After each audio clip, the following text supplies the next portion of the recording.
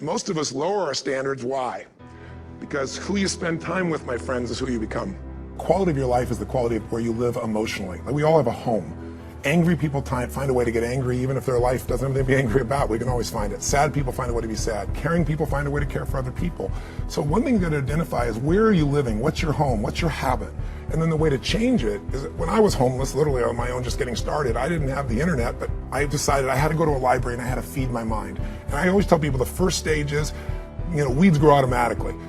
One of my teachers taught me, he said, every day stand guard at the door of your mind and feed it something good. Because if your worst enemy puts sugar in your coffee here, you're fine. If your best friend by accident trying to help you put some strychnine, you're dead.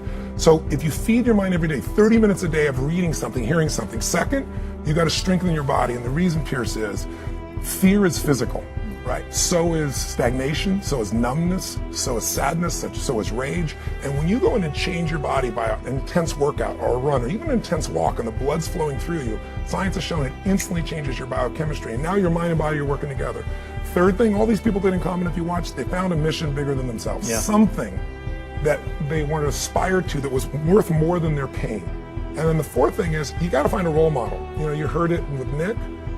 Almost everybody finds a role model that makes it real. Yeah. When you get a role model, it becomes real to you if you get a plan, you get a goal plan, and you take massive action. And the last step, number 5, there's always somebody worse off than you are. I don't care what you've done.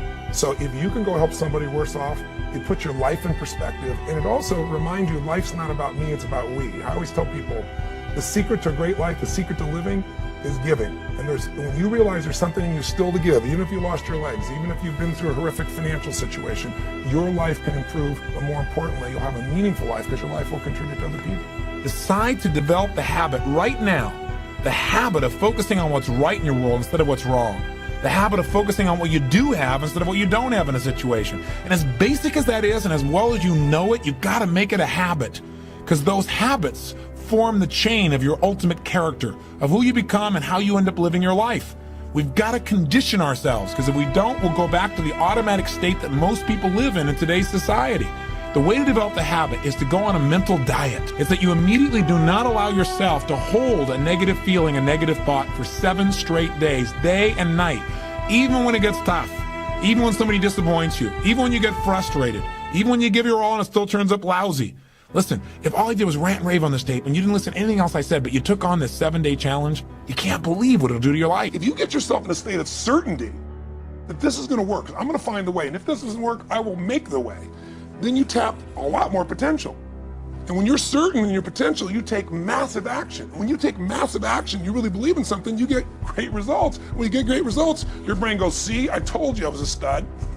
People tell me all the time, oh, I'm skeptical or I'm pessimistic. I said, no, you're gutless. It takes no guts, it takes no courage to be a pessimist, to say it's not going to work, to try to find out what's wrong. What's wrong is always available. It's always what's right. So I'm not into positive thinking, but I am into intelligence. And intelligence says, see it as it is, don't make it worse than it is. The only way it gets better is if you can see it as it is. Don't make it worse than it is. Don't try to make it so it's impossible to change. That's not true. It's not true at all. The second mandate, I think, to changing anything in your life, to leading your life, is once you see it as it is, not worse than it is, then you got to see it better than it is. Because that's the thing that's missing from most relationships. There's no vision. I mean, without a vision, people what? Perish. And when a relationship has no vision for greater than where they are, that relationship is going downhill, if not destroyed. I believe that every relationship, every part of life, every part of a human being needs a compelling future. If the future's not more compelling than today could be tough, but if the future's compelling, we can get there. So just to remind you, first thing you got to do is feed and strengthen that mind. Read, listen, feed the mind, take control of that focus, stand guard at what other people are saying, focus on what it is you're here to give, what you can control, what you can make happen. Number 2, feed and strengthen that body. Remember, fear, uncertainty, they're physical experiences. So the best way to deal with something physical is get physical. Change that body, go lift some weights, go for that run, do something that's going to get you in that state. But get that hour of power going, that 15 minutes to thrive, if you're familiar with that, to train your body and mind to be strong again. Number 3, make sure you put yourself in that position where you find a role model that's going to inspire you and show you that way. Maybe it's a contrasting role model. You think your life's so tough? Find somebody with tougher who's really turned it around. Or maybe it's just somebody who's really succeeded. that you can now see there is a way. There's a way through. There's a way to make this happen, even in the toughest times. There's always a way. 4, make sure you get yourself into action. Get a plan, take massive action. And then number 5, most importantly of all of them, feed your spirit.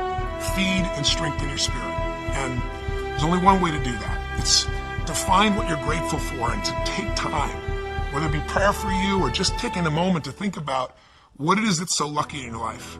There's a rejuvenation in our spirit when we stop taking things for granted. And when most importantly, what feeds your spirit is to give, to find a way to do something for someone else who's worse off than you are.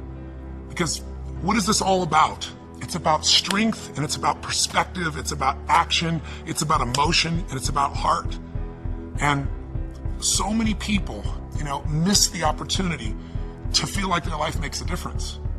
I'm a big believer that motive does matter, that why you do something people can feel, that people may be skeptical, they may have their judgments or their fears because they've been through so much, but in my experience, ultimately, why you're doing something people feel, and if you're doing this because some part of you knows that you're here in life not just to get but to give, then there's a spark that happens in other people because they feel the genuineness of that, and there's a spark that happens in you because it reminds you what you're made for.